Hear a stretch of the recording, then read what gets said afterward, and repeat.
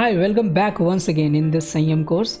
हम यहाँ पे क्लास 11th के मैथमेटिक्स के सिलेबस को अनकवर कर रहे हैं। तब तक हमने चैप्टर नंबर 4 तक के टॉपिक को कवर कर लिया है। आज हम स्टार्ट करने वाले हैं chapter number 5 that is complex numbers. आज फर्स्ट लेक्चर में करेंगे concept of iota, power of iota, actually complex number क्या है वो बातें, और उसके बाद conjugate of a complex number और कुछ उसकी प्रॉपर्टीज़। तो इन सब बातों को ध्यान में रखते हुए आज हम अपना लेक्चर स्टार्ट करते हैं। Let's see. तो सबसे पहले हमें समझना है कॉन्सेप्ट ऑफ आयोटा। उसके लिए मान लेते हैं कि एक इक्वेशन लिया मैंने x² + 1 = 0, और अगर मैं पूछूं कि इसको आप कैसे सॉल्व कीजिएगा तो आपका जवाब होना चाहिए हैज़ नो रियल सोल्यूशन। ऐसा क्यों? बिकॉज आप x की जगह पे ऐसा कोई भी रियल वैल्यू नहीं रख सकते हो जिसको स्क्वायर करके 1 में ऐड किया जाए एंड देन आंसर 0 आ जाए। अब मान लीजिए कि उसको मैंने ज़बरदस्ती सॉल्व करना चाहा तो हमें क्या परेशानियां झेलनी पड़ी उसको भी देखते हैं। अगर आप x² + 1 = 0 में x² को लेफ्ट हैंड साइड में छोड़ के 1 को राइट हैंड साइड ले जाओगे, so what we get is x = -1। मतलब आप ऐसे x को ढूंढना चाहते हो जिसको स्क्वायर करने के बाद -1 आंसर आ जाए। तो ऐसा तो पॉसिबल ही नहीं है कि किसी नंबर का स्क्वायर करके कोई नेगेटिव क्वांटिटी लाया जा सके, बिकॉज आप दो नेगेटिव क्वांटिटीज़ को अगर आप ऐड करो मल्टीप्लाई करोगे you will get a positive quantity, और अगर आप दो पॉजिटिव क्वांटिटी को भी ऐड करो मल्टीप्लाई करोगे तो आपको एक पॉजिटिव क्वांटिटी ही मिलेगी। इसका मतलब कि अब हमारे पास ऐसा कोई रियल नंबर नहीं है जिसको स्क्वायर करने के बाद -1 लाया जा सके, या फिर ऐसा कोई भी नेगेटिव नंबर लाया जा सके। तो मैथमेटिशियंस ने ऐसा सोचा कि ऐसे इक्वेशंस को सॉल्वेबल बनाने के लिए हमें एक नया नंबर इंट्रोड्यूस करना चाहिए, और उन सारे नंबर्स का जो यूनिट पार्ट है वो है √(-1), और इसे हम कहेंगे आयोटा। तो इसको सिंबल दिया गया है ग्रीक लेटर आई से, और इसको हम लोग पढ़ेंगे क्या? आयोटा। हम इसको आई ही लिखेंगे, हालांकि वो ग्रीक में आई कुछ इससे अलग होता है, बट एनीवे इसको हम आई मानेंगे और ये आयोटा है। अब जरा इन बातों पे विचार कीजिए। मान लीजिए मैंने आपसे पूछा कि √(-5) की वैल्यू क्या होगी, तो आप इसको कैसे लिखिएगा? √5 × √-1 लिख सकते हैं ऐसे। ध्यान रहे एक चीज़, इंपॉर्टेंट बात ये कि अगर आपसे कहा जाए कि √(AB) तो अगर आप इसको ब्रेक करके लिखना चाहते हैं √(A) √(B) में, ये तभी पॉसिबल है, is possible if at least one of A and B positive.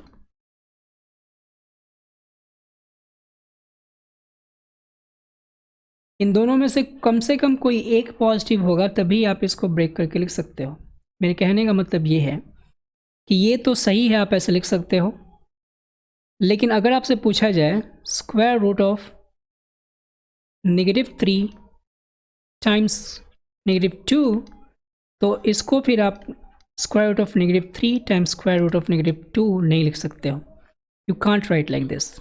इनमें दोनों ही नेगेटिव हैं, इस वजह से इसको ये फॉलो नहीं कर रहा है। तो ये आपको ध्यान में रखना है। ये एक्चुअली बेसिक है, आपने 8th और 9th क्लास में इसको पढ़ना चाहिए था, आई मीन उससे भी पहले। एनीवे, तो आप ऑब्जर्व कीजिए कि कोई भी ऐसा नेगेटिव क्वांटिटी जो स्क्वायर रूट के अंदर चला जाए उसको अगर आप ब्रेक करके लिखिएगा उसका बेसिक यूनिट क्या आएगा? यही आएगा ना, (1). अगर आप मान लीजिए कि मैंने लिया यहाँ पे (4), तो √-4 को भी लिख सकते हैं √4 × √-1, एंड देन अब यहाँ भी आप ऑब्जर्व कर रहे हैं कि यहाँ पे (1) है। इस वजह से (1) को आयोटा सिंबल देने से हमें फ़ायदा क्या हुआ कि हम इस क्वांटिटी को लिख सकते हैं √5i, और इस क्वांटिटी को लिख सकते हैं 2i, इजंट इट? तो अब आप ये देख पा रहे हो कि अगर हमसे ये कोई पूछे कि x² + 4 = 0 का सोल्यूशन क्या होगा, तो आप सीधे बोल सकते हो कि ओह आई नो दैट कि 2i को जब स्क्वायर करेंगे तो हमें आंसर मिलेगा -4, so we can substitute x = 2i here. तो हमें क्या मिलना चाहिए? -4 और +4 = 0। और यहाँ से भी अगर इसके कॉरस्पॉन्डिंग इक्वेशन लिखना चाहूँ मैं X square plus 5 is equal to 0, आप बता सकते हो कि अच्छा x की वैल्यू यहाँ पे क्या होगी √5i। ऑलराइट, तो आई होप कि आपने आयोटा के कॉन्सेप्ट को समझ लिया होगा। अब बढ़ते हैं आगे और समझते हैं कि आयोटा के ऊपर जब पावर्स देंगे अलग अलग तो हमें क्या मिलेगा। Let's see powers of iota. यहाँ ऑब्जर्व कीजिए कि अगर मैं कहता हूँ कि -1 का रूट आयोटा है, इसके कहने का मतलब ये भी है कि अगर मैं आयोटा स्क्वायर करूँगा तो मिलेगा -1, इजंट इट। लेकिन क्या होगा जब मैं आयोटा क्यूब्ड कर दूँ, आयोटा क्यूब करूँगा तो हमें इसको लिख सकते हैं ना iota square times iota. Iota square पहले से -1 है तो इसको मैं लिख सकता हूँ माइनस आयोटा। फिर आयोटा टू द पावर 4 भी करूँ तो क्या मिलना चाहिए, ये just iota square times iota square, और ये मिल जाएगा -1 times -1 and what you get is 1। और यहाँ तो पहले से आपके पास है ही आयोटा की वैल्यू -1। अब इसको और थोड़ा आगे बढ़ा के सोचते हैं। अगर मैं आयोटा टू द पावर 5 लिखना चाहूँ so what we can write is iota to the power 4 times iota and then iota to the power 4 की वैल्यू 1 है तो ये मिल जाएगा i। Iota to the power 6 की वैल्यू हो जाएगी iota to the power 4 iota square and then iota to the power 4 की वैल्यू फिर से 1 तो आयोटा स्क्वायर की वैल्यू हो जाएगी -1। आयोटा का power 7 that is iota to the power 4 times iota 3 और ये हो जाएगा 1 टाइम्स आयोटा क्यूब की वैल्यू हमने निकाल रखी है that is minus iota and iota to the power 8 यानी कि just iota to the power 4 times iota to the power 4 और इसको लिख सकता हूँ क्या 1। आप यहाँ ऑब्जर्व कीजिए कि जो शुरू के 4 पावर्स हैं 1 2 3 4 इनके पास फिक्स वैल्यू है that is just square root of -1 यानी कि ये आयोटा ही है। फिर -1 फिर माइनस आयोटा फिर 1, इसके बाद फिर से आगे के 4 पावर जो आ रहे हैं उनके पास वही रिपीटेशन है। इसको अब ऐसे भी समझ सकते हैं कि ये जो नंबर है 5 ये 4 से एक ज़्यादा है, ये 2 ये 3 और ये 4। मतलब ये कि ये एक्चुअली 4 के मल्टीपल से एक ज़्यादा है, ये 4 के मल्टीपल से 2 ज़्यादा है, ये 4 के मल्टीपल से 3 ज़्यादा है एंड 4 के मल्टीपल से 4 ज़्यादा है, यानी कि 4 का मल्टीपल हो जा रहा है। इन पावर्स को ऑब्जर्व करने के बाद हम इसको जनरलाइज कर सकते हैं। कैसे? तो जनरल वर्जन इज व्हाट, हम लिख सकते हैं यहाँ पे आयोटा का पावर 4 k कोई इंटीजर है प्लस 1 हो तो हम यहाँ लिख सकते हैं सीधे आयोटा, क्योंकि 4 के मल्टीपल से एक ज़्यादा हो। आयोटा का पावर अगर 4 का मल्टीपल उससे 2 ज़्यादा तो लिख सकते हैं iota square that is -1। Iota का पावर 4 का मल्टीपल से 3 ज़्यादा मिले तो मिल जाएगा क्या iota cube that is minus iota and iota का पावर 4k ही हो यानी कि 4k प्लस 4 हो तो इसको मैं यहाँ नहीं लिख के यहाँ लिख दूँ आयोटा का पावर 4k, तो उस स्थिति में इसकी वैल्यू हो जाएगी 1। ऑलराइट, तो ये आपको ध्यान में रहना चाहिए। अब इस पे आधारित एक क्वेश्चन देखते हैं तो ज़्यादा क्लियर होगा। लेट्स सी, मान लीजिए कि मैंने यहाँ पे एक क्वेश्चन लिया एग्जाम्पल के तौर पे कि आपको इवैल्यूएट करना है, इवैल्यूएट कहिए या फिर simplify, I think simplify is a better word but anyway, तो सिंप्लीफाई करना है आपको क्या, let's say this is iota to the power 2022 plus 2023 plus 1। मुझे नहीं पता कि कैसा नंबर आएगा बट लेट्स सी। अब करना क्या होगा, आप इस रूल को फॉलो कराइएगा। आप देखिए कि 2022 4 के मल्टीपल में आता है कि नहीं, तो ऑफकोर्स 2022 4 के मल्टीपल में नहीं आएगा बिकॉज 2022 लीप ईयर नहीं है, अलग बात है। एनीवे सो ये हम इसको लिख सकते हैं कैसे, 4 टाइम्स 504 अगर करते तो मिलता 2020 और इसमें फिर 2 ऐड करते तो हमें मिलता 2022। ऑलराइट, और यहाँ 4 टाइम्स 504 में 3 ऐड करते तो हमें मिलता 2023 और ये 1 बेचारा पहले से ऐसे ही है। अब आप ऑब्जर्व कीजिए, ये इसको लिख सकते हैं, ये 4 का मल्टीपल, यहाँ k की वैल्यू 504 है और 4k + 2 का पैटर्न है, so what we are going to write here is -1। और ये आप 4k + 3 का पैटर्न ये वाला, तो ये कितना हो जाएगा नेगेटिव आयोटा और यहाँ हो जाएगा +1। तो आप देखिए क्या मिलने वाला है, +1 पहले से था इनफैक्ट, तो -1 + 1 इज 0, तो आंसर आ जाएगा -i। आई होप कि आपने इसको अच्छे तरीके से समझ लिया होगा। लेकिन यहाँ एक बहुत ही इंपॉर्टेंट पैटर्न है, उसको समझने के लिए मैं एक दूसरा क्वेश्चन लेता हूँ। अगेन एक एग्जांपल लेते हैं और यहाँ हमसे मान लीजिए क्वेश्चन ने पूछा कि summation k goes from 1 to let's say 13 और यहाँ लिख दिया मैंने i to the power k, और i वही है, i हमारे पास √(-1) है। तो आपको बताना है कि इसकी वैल्यू क्या होगी। अब ये समेशन क्या है, समेशन सिंपल है। समेशन का मतलब होता है कि k जो यहाँ पे स्थित है इसकी वैल्यू आप 1 से उठाते जाइए और 13 तक लिखिए, लेकिन उनके बीच में सम का साइन देते जाइए। तो हम कैसे लिखेंगे, i का पावर 1 प्लस i का power 2, i to the power 3, i to the power 4 and सबसे लास्ट में i to the power 13। तो अगर आपसे कोई पूछे कि इनको सम करना पड़े तो आप क्या करोगे, सिंपल सबकी वैल्यू लिखते जाएंगे एंड देन ऐड करते जाएंगे, ऐसा एक तरीका हो सकता है।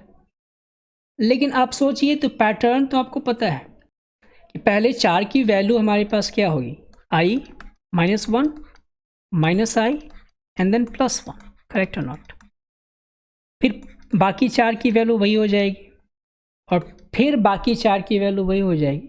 कितने 4 के टर्म मिलेंगे, सेट मिलेंगे 3, और लास्ट में क्या बच जाएगा भाई, i⁻3। आपको समझ में आ रहा है, क्योंकि फिर यहाँ पे आता 5 6 7 8 जो पावर्स में i का है, और यहाँ पे आता 9 10 11 12, तो इसकी भी वैल्यू यही आएगी जो यहाँ मिला है और यहाँ भी वही वैल्यू मिलेंगी। तो हम क्या करेंगे, इसी एक ब्रैकेट को केवल इवैल्यूएट कर लेंगे। क्या मिलेगा इसका इवैल्यूएशन, 1 -i 1, तो 1 से 1 गया, -1 से 1, तो ये हो गया 0। तो ये भी क्या मिलना चाहिए 0, और ये भी क्या मिलना चाहिए था 0। तो लास्ट में बचा क्या, i⁻13 एंड आयोटा का पावर 13 आप इवैल्यूएट कर सकते हो, क्योंकि वो उसे ले सकते हैं 12 + 1, 4 के मल्टीपल से एक ज़्यादा है, इसलिए हम इसकी वैल्यू लिख देंगे आयोटा। लेकिन अब जरा एक इम्पॉर्टेंट बात नोटिस कीजिए कि ये चारों लगातार पावर थे 1 2 3 4, और यहाँ पे 4k + 1 4k + 2 4k + 3 and 4k, ये अगर 4 लगातार पावर्स हैं तो वो कहीं से भी शुरू होने वाले 4 लगातार पावर्स हो सकते हैं। मेरे कहने का मतलब ये है कि आप किसी भी 4 कॉन्सेक्यूटिव पावर्स को कंसिडर कीजिएगा आयोटा के पावर के लिए, तो उनका सम 0 ही आएगा, क्योंकि यहाँ पे k कोई भी इंटीजर हो सकता है। इसका मतलब कि अगर मैं इसको सम करूँ यहाँ पे तो इसकी वैल्यू क्या आएगी, 0। तो अब ज़रा इस पे विचार करते हैं फिर से इस क्वेश्चन में। आप सोच के देखिए, मैंने कहा कि कहीं से भी शुरुआत कीजिए 0 आएगा सम। मतलब अगर मैं आयोटा स्क्वायर से i⁻13 तक के सारे टर्म्स को काउंट करूँ तो हो जाएगा 12, और इन 12 टर्म्स में 4 4 का सेट बनेगा, और iota square, iota cube, iota to the power 4 and iota to the power 5 मिल के क्या बनता, 0, और फिर से बाकी के 4 0, और फिर से अगले 4 0। तो यहाँ से पूरा सम क्या हो गया 0, तो लास्ट में क्या बचता, आयोटा। तो आपको फिर iota to the power 13 calculate भी नहीं करना पड़ेगा। तो ये ध्यान में रखना है कि कहीं भी लगातार 4 पावर्स हों आयोटा के, उनका सम 0 आएगा। जैसे एग्जाम्पल के तौर पे अगर मैं आपसे पूछता हूँ कि आयोटा का पावर 2022, आयोटा का पावर 2023, आयोटा का पावर 2024 और आयोटा का पावर 2025 का सम क्या आएगा, तो आंसर क्या होना चाहिए, 0। ये लगातार पावर्स हैं, आपने कहीं से भी उठा लिया। ऑलराइट, तो आई होप कि आपने आयोटा के इस पूरे कॉन्सेप्ट को समझ लिया होगा।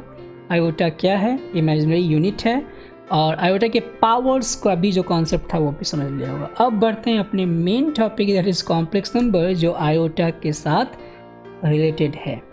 इनफैक्ट आयोटा उसका मेन कंपोनेंट है। अब कॉम्प्लेक्स नंबर क्या है? Complex number an expression of the form a plus B iota is called complex number, जहाँ a और b क्या होंगे? रियल नंबर होंगे। तो इसको डिनोट करने का तरीका होता है z से, यानी कि z is equal to a plus iota b कहिए या फिर b आयोटा, डजंट मैटर। और यहाँ पर हम a को क्या कहेंगे? इस कॉम्प्लेक्स नंबर का रियल पार्ट कहेंगे। क्या कहेंगे? Real part of the complex number. और b को कहेंगे इमेजिनरी पार्ट। ये जो वर्ड इमेजिनरी पार्ट है, ये जो वर्ड इमेजिनरी है, ऐसा नहीं कि इसको ये काल्पनिक है, ये केवल नाम दिया गया है इमेजिनरी, इसलिए मैं इसको बार बार आयोटा कहता हूँ, इमेजिनरी नहीं कहता, ताकि आपको कन्फ्यूज़न ना हो। तो ये जो आयोटा के साथ अटैच नंबर है उसे कहेंगे हम imaginary part of the complex number. और एज अ होल एक पूरा कॉम्प्लेक्स नंबर इमेजिनरी नंबर का एग्जाम्पल है, इमेजिनरी नंबर है। अब कुछ यहाँ एग्जाम्पल्स देखते हैं और वहाँ समझने का प्रयास करते हैं कि उस कॉम्प्लेक्स नंबर के रियल इमेजिनरी पार्ट हम क्या क्या लिखेंगे। मान लेते हैं कि कोई पहला कॉम्प्लेक्स नंबर लिया मैंने z, और यहाँ मैंने इसको लिखा 3 + 2i। तो अगर मैं आपसे पूछूं कि इसका रियल पार्ट क्या होगा, ध्यान रखिए यहाँ पे मैं एक चीज़ और बता दूँ कि REZ का मतलब है रियल पार्ट ऑफ z, और इस कॉम्प्लेक्स नंबर में रियल पार्ट ऑफ z क्या है? a। और IMZ का मतलब है इमेजिनरी पार्ट ऑफ z, और इस कॉम्प्लेक्स नंबर इमेजिनरी पार्ट क्या है? b। Alright, so real part of z क्या होगा इस कॉम्प्लेक्स नंबर के लिए? Is very simple. आपको केवल ये देखना है कि कौन सा रियल नंबर इसमें आयोटा से फ्री है, तो ये हो जाएगा 3। और इमेजिनरी पार्ट क्या होगा? जस्ट 2, जो आयोटा से अटैच्ड है। मान लीजिए और एग्जांपल लिया मैंने, जहाँ मैंने ओके, जरूरी नहीं कि कॉम्प्लेक्स नंबर केवल z से नोट किया जाएगा, ओमेगा से या w मान लेते हैं, w से नोट किया मैंने, और यहाँ लिखा मैंने पाई -7i। तो अब इसका रियल पार्ट क्या होगा? Real part of w I should write. तो रियल पार्ट होना चाहिए पाई, बिकॉज ये आयोटा से फ्री है, एंड इमेजिनरी पार्ट होगा इसका क्या? -7। ध्यान रहे कॉम्प्लेक्स नंबर डिफाइन जब किया गया तो यहाँ प्लस का साइन है, तो जो भी माइनस का साइन होगा वो उस b के साथ अटैच्ड माना जाएगा। अब मान लेते कोई कॉम्प्लेक्स नंबर लिया मैंने, लेट्स से z1, और इस कॉम्प्लेक्स नंबर को मैंने लिखा केवल 3। तो यहाँ आपको रियल पार्ट क्या लिखना होगा? Real part of z1 is equal to 3 and imaginary part of z1 is just 0। तो जब इमेजिनरी पार्ट 0 होता है, ऐसे कॉम्प्लेक्स नंबर को कहा जाता है रियल कॉम्प्लेक्स रियल नंबर या फिर purely real number. Okay, purely real, ये प्योरली रियल, जो रियल है वो तो प्योर है ही, तो उसको एम्फेसाइज करने के लिए हम प्योरली नाम देते हैं, केवल इतना बताने के लिए कि इमेजिनरी पार्ट नहीं है। बट एनीवे अगर आप रियल नंबर कहिएगा तो सिंपल किसी को समझ लेना चाहिए कि आप इमेजिनरी पार्ट उस कॉम्प्लेक्स नंबर का ज़रूर बता रहे हो, दैट मीन्स वो केवल रियल नंबर है। मान लेते कॉम्प्लेक्स नंबर लिया जिसमें केवल इमेजिनरी पार्ट है, तो उस केस में रियल पार्ट इसका क्या हो जाएगा? अल्फ़ा है 0, और imaginary part of alpha and -2। ऐसे कॉम्प्लेक्स नंबर में जहाँ पे आपको ध्यान देना चाहिए, यहाँ पे रियल पार्ट था लेकिन इमेजिनरी पार्ट 0 है, तो जब इमेजिनरी पार्ट 0 होगा तो वैसे केस को कहा जाएगा प्योरली रियल नंबर। लेकिन जहाँ रियल पार्ट 0 होगा, ऐसे केस को कहा जाएगा purely imaginary number. Just a definition, but अब ये इंट्यूटिवली समझ भी सकते थे इमेजिनरी नंबर। तो ये थे कुछ कॉम्प्लेक्स नंबर के एग्जाम्पल्स। आई होप कि आपने इसको अच्छी तरीके से समझ लिया होगा। एक इम्पॉर्टेंट बात और, किसी कॉम्प्लेक्स नंबर का स्टैंडर्ड फॉर्म ये माना जाता है जब उसका रियल पार्ट इमेजिनरी पार्ट भली भांति पता चलता हो। जैसे मान लीजिए कि मैंने कॉम्प्लिकेटेड कॉम्प्लेक्स नंबर लिख दिया लाइक दिस। एग्जाम्पल के तौर पे सपोज कीजिए कि मैंने यहाँ पे लिखा आपसे लिखा आपके लिए लेट्स से कि कोई कॉम्प्लेक्स नंबर है z 3 + 2i टाइम्स 3 - 2i। तो आप अब कैसे बताओगे कि okay not let's say 3 minus, let's say it is 2 minus. Okay, अब आप कैसे बताओगे कि ये कॉम्प्लेक्स नंबर का रियल पार्ट क्या है, इमेजिनरी पार्ट क्या है? तो ये कॉम्प्लेक्स नंबर अपने स्टैंडर्ड फॉर्म में नहीं है, मतलब इसको सिंप्लीफाई करने के बाद जो फॉर्म आएगा, जो a + bi का फॉर्म दे, जिसमें क्लियरली पता चले कि रियल पार्ट क्या है, इमेजिनरी पार्ट क्या है, इसी को कहेंगे हम क्या, स्टैंडर्ड फॉर्म।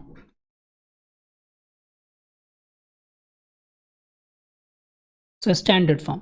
तो अब आपके पास क्वेश्चन है कि इसको हम स्टैंडर्ड फॉर्म में कैसे ले आएंगे।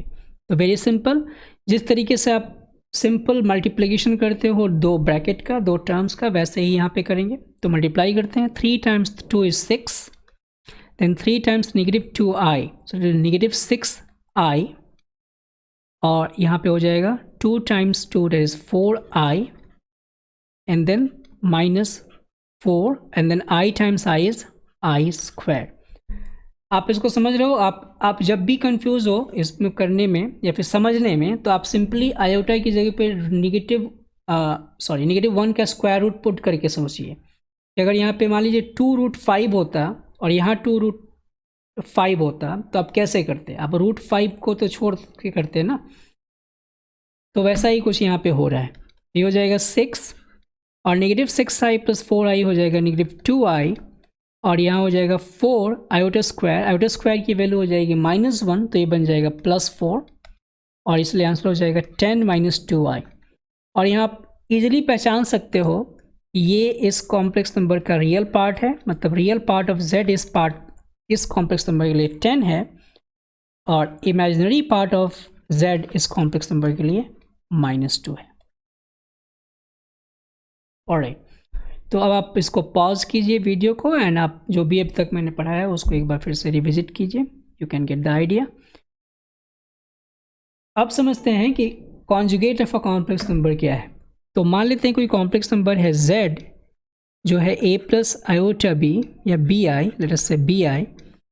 तो कॉन्जुगेट ऑफ z डिफाइन कैसे है? तो conjugate of z is just denote किया जाएगा z के ऊपर एक बार, जिसको पढ़ेंगे z बार, और इसको लिखेंगे a - bi। तो आपको करना क्या होगा, सिंपली ये आप देखिए हो क्या रहा है, switch the sign of imaginary part. अगर इमेजिनरी पार्ट ऑफ z का साइन को चेंज कर दीजिएगा तो वो कॉन्जुगेट बन जाएगा। अब एग्जाम्पल के तौर पे मैं फिर से वही सारे एग्जाम्पल्स लेता हूँ जो यहाँ पे हमने लिए थे कॉम्प्लेक्स नंबर को समझने के क्रम में। तो ये एग्जाम्पल मैं यहाँ से सेलेक्ट कर लेता हूँ।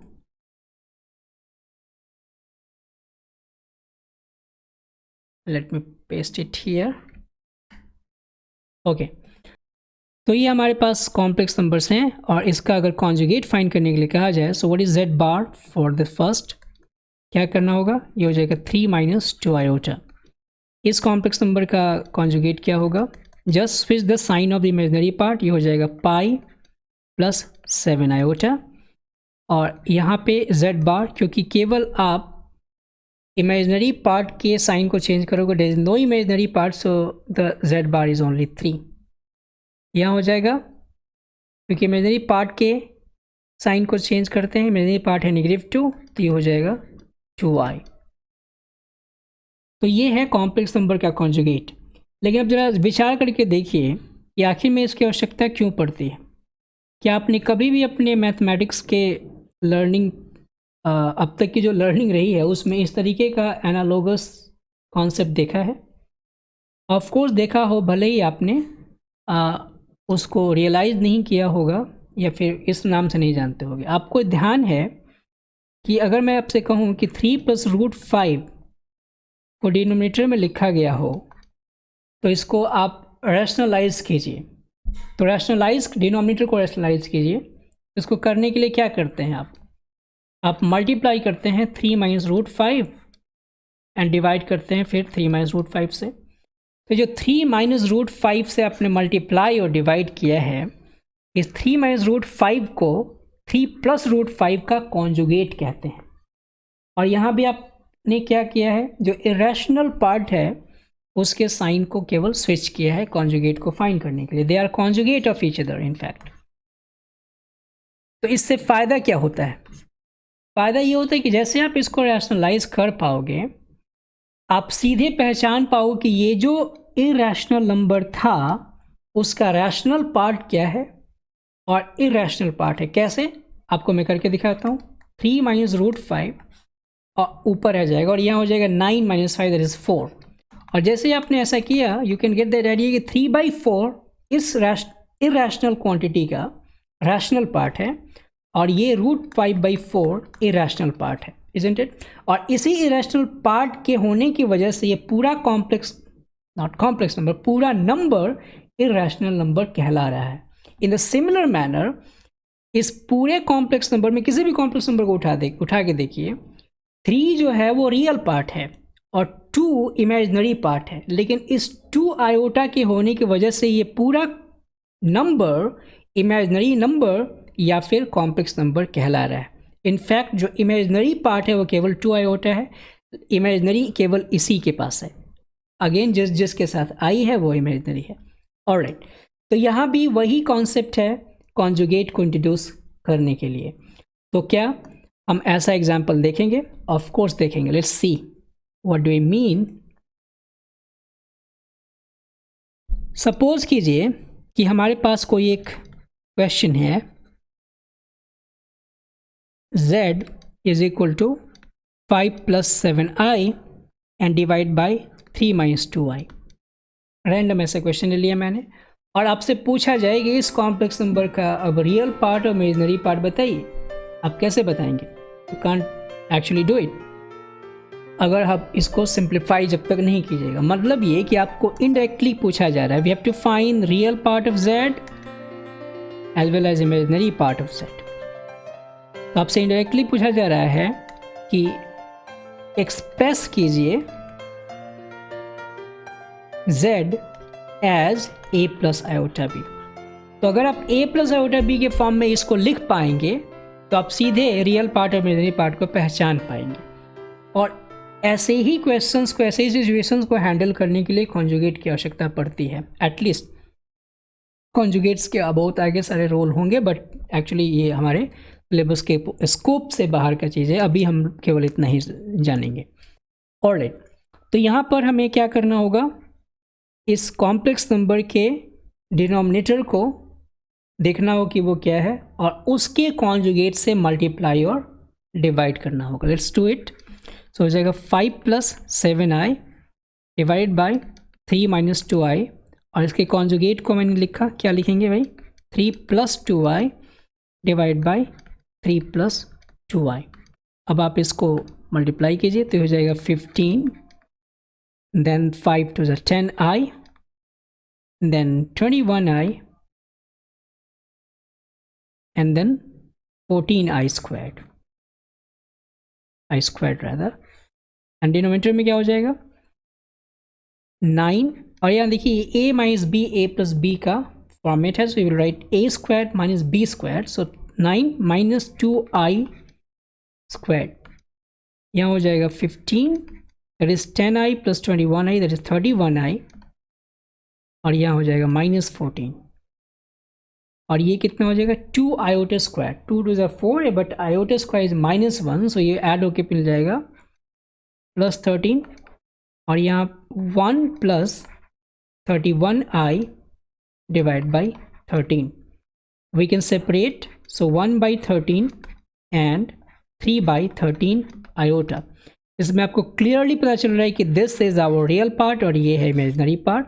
तो हमने यहाँ पे इसको फाइंड आउट कर लिया। This is going to be 1/13 and this is going to be 3/13। Alright, तो ये कॉन्जुगेट का एक इम्पोर्टेंट रोल है।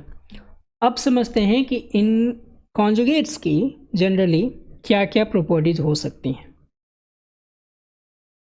सो प्रॉपर्टीज ऑफ कॉन्जुगेट, सबसे पहला प्रॉपर्टी हम समझते हैं z बार, मतलब ये कि किसी कॉम्प्लेक्स नंबर को आप कॉन्जुगेट कीजिए और फिर से उसका कॉन्जुगेट कीजिए, तो आप कॉम्प्लेक्स नंबर को फिर से आप वापस ला देंगे। It's very simple to understand कि कोई कॉम्प्लेक्स नंबर z है 3 + 2 iota, you get z bar is 3 - 2 iota, and then you get z bar back, so that is 3 + 2 iota. You get that z back.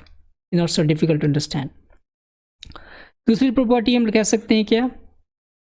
दूसरी property है z1 + z2 का whole bar is equal to z1 bar plus z2 bar. मतलब ये कि दो complex numbers को add करके उसका कॉन्जुगेट फाइंड करें या फिर कॉन्जुगेट करके ऐड करें, दैट द सेम थिंग। लेकिन आपको ध्यान है कि अभी तक हमने एडिशन कॉम्प्लेक्स नंबर का नहीं देखा है। It is not so difficult, will just see in a moment. यहाँ हो जाएगा क्या? तीसरी प्रॉपर्टी में z1 - z2 का होल बार हम लिख सकते हैं क्या? z1 बार माइनस z2 बार। अगर दो कॉम्प्लेक्स नंबर्स को मल्टीप्लाई करके कॉन्जुगेट किया जाए तो z1 bar times z2 bar, and then अगर डिवाइड करके कॉन्जुगेट किया जाए तब भी वही होगा जो आप सोच रहे हैं, z1 बार बाई z2 बार। तो सिंपल। और एक और इम्पॉर्टेंट प्रॉपर्टी है, अगर मैं z⁴ n z को कितनी भी बार मल्टीप्लाई करूँ, क्योंकि ये z1 z2 का बार लिखा गया है, तो आपने दो अलग अलग कॉम्प्लेक्स नंबर्स को यहाँ पे लिखा, लेकिन दोनों अगर सेम कॉम्प्लेक्स नंबर्स हो गए, so you can understand that कि z times z is z² बार क्या हो जाता है?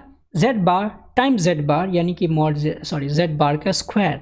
तो यहाँ z⁴n का कॉन्जुगेट करें या फिर z बार का पावर n करें, दैट इज सेम थिंग। मतलब कि पहले कॉम्प्लेक्स नंबर को n टाइम्स मल्टीप्लाई करके जो रिजल्ट आएगा उसको कॉन्जुगेट कीजिए, या फिर कॉन्जुगेट करने के बाद जो कॉम्प्लेक्स नंबर आएगा उस कॉम्प्लेक्स नंबर को n टाइम्स मल्टीप्लाई कर दीजिए, दैट इज सेम थिंग।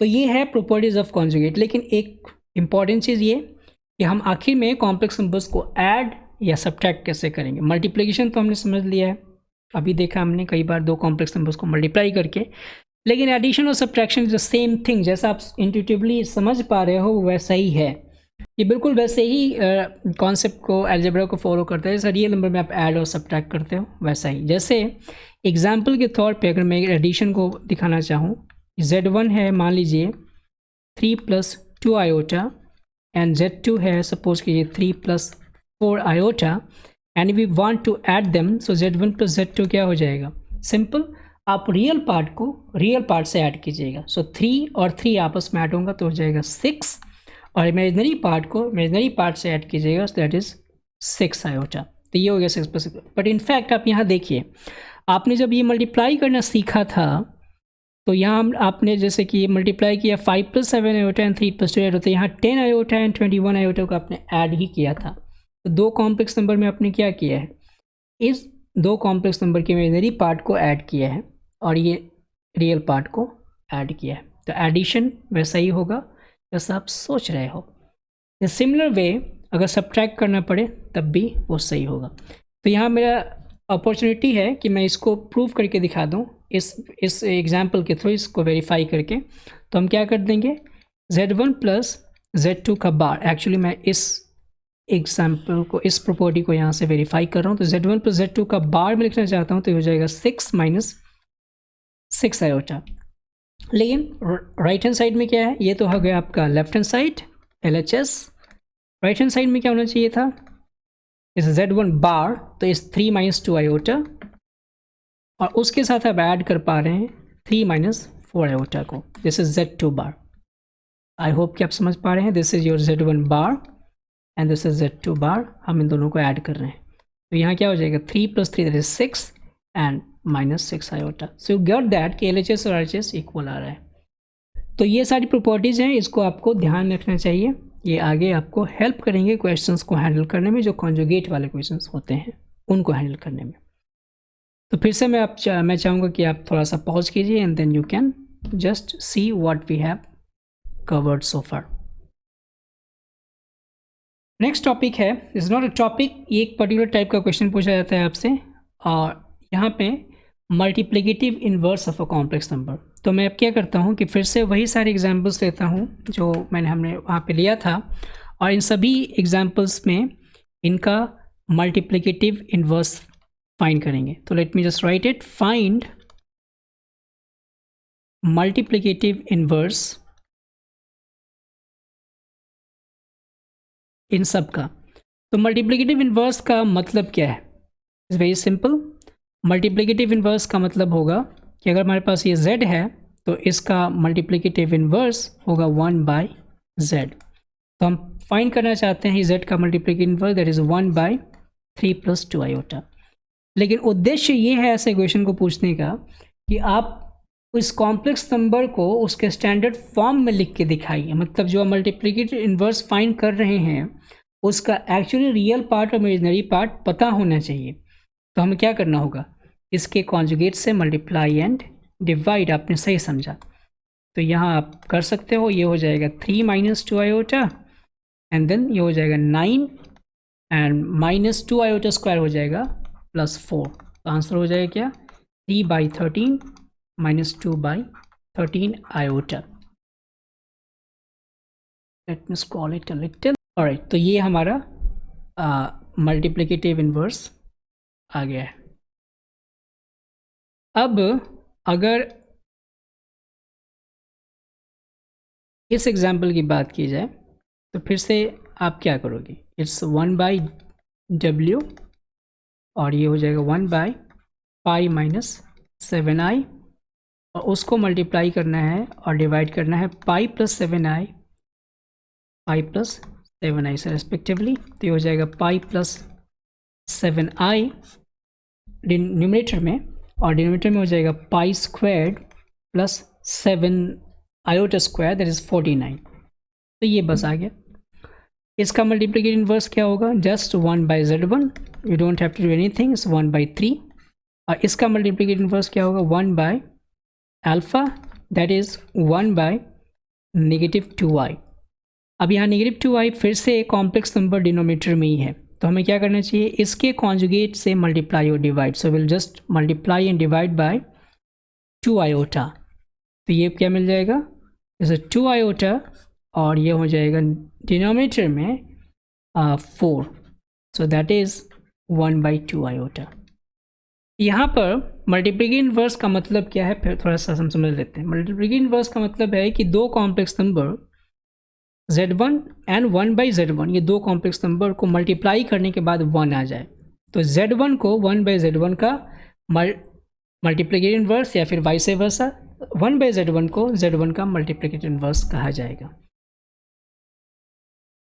तो ये एक्चुअली देखा जाए तो ये कॉन्जुगेट का एक एप्लीकेशन है मल्टीप्लिकेटिव इन्वर्स फाइंड करने के लिए। Alright, so that's it for today. आज हमने कॉम्प्लेक्स नंबर क्या है ये समझा, उसके पहले पावर ऑफ आयोटा जो सबसे इम्पोर्टेंट प्रॉपर्टी था वो देखा। आई होप कि आपने कॉम्प्लेक्स नंबर एक्चुअली क्या है ये समझ लिया होगा, और साथ ही साथ conjugate of a complex number के ऊपर जो प्रॉपर्टीज़ थी उनको भी आप वेरीफाई कर लीजिएगा अलग अलग एग्जाम्पल्स लेके। और conjugate of a complex number का जो एप्लीकेशन है, क्वेश्चन कैसे क्वेश्चन में किया जाता है, ये भी आपने समझ लिया होगा। अभी conjugate of a complex number के ऊपर एक बहुत ही इंपॉर्टेंट प्रॉपर्टी बाकी है, उसको हम लोग नेक्स्ट क्लास में देखेंगे, और फिर आगे हम लोग models of a complex number देखेंगे, और फिर कुछ एग्जाम्पल्स देखेंगे कॉन्जुगेट और मॉडल्स के आधार पे। So that's it for today. Keep doing mathematics with संयम।